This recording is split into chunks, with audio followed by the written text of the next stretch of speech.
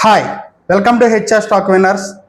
యాక్చువల్గా నిన్న క్లోజింగ్ అయితే ఫ్లాట్గా క్లోజ్ అయింది, కానీ గిఫ్ట్ నిఫ్టీ అయితే ఈరోజు ఆల్మోస్ట్ 250 పాయింట్స్ డౌన్లో ట్రేడ్ అవుతుంది ఫ్రెండ్స్.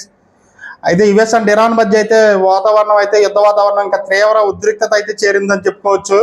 ఇజ్రాయెల్ లెబనాన్ పైన దాడి చేస్తుంది, ఇరాన్ కువైట్ పైన దాడి చేసింది, యుఎస్ మళ్ళీ ఇరాన్ బేస్ పాయింట్ల మీద దాడి చేస్తుంది.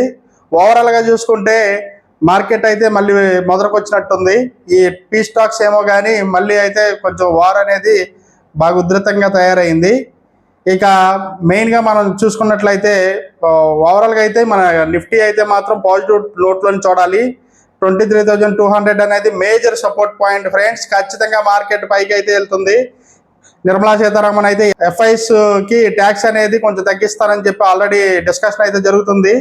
ఇది any time positive out break అయితే రావచ్చు. నెక్స్ట్ వీక్ కొంచెం మార్కెట్ పాజిటివ్గానే ఉండొచ్చు. సో ఇదంతా ఎడ్యుకేషనల్ పర్పస్ నేను చెప్పేదంతా. Note this point. 24,500, 25,400 ఎప్పటి నుంచో నేను ఏ లెవెల్స్ చెప్తున్నా. ఖచ్చితంగా ఆ లెవెల్స్కి అయితే మార్కెట్ రీచ్ అవబోతుంది.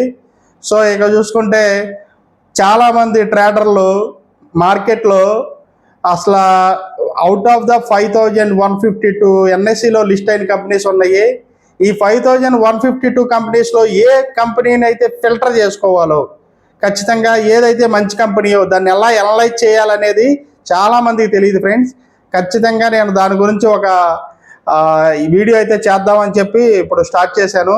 ఇప్పుడు మీరు investing.comలో మీకు స్టాక్ స్కానర్ అని ఉంటుంది ఫ్రెండ్స్. దాంట్లోకి వెళ్తే మీరు మీ ఏదైతే రిస్క్, డివిడెండ్ ఇచ్చే కంపెనీ ఇట్లన్నిటిని ఫిల్టర్ చేస్తే ఖచ్చితంగా మీకు మంచి కంపెనీలు అయితే ఐడెంటిఫై అవుతాయి. Thank you.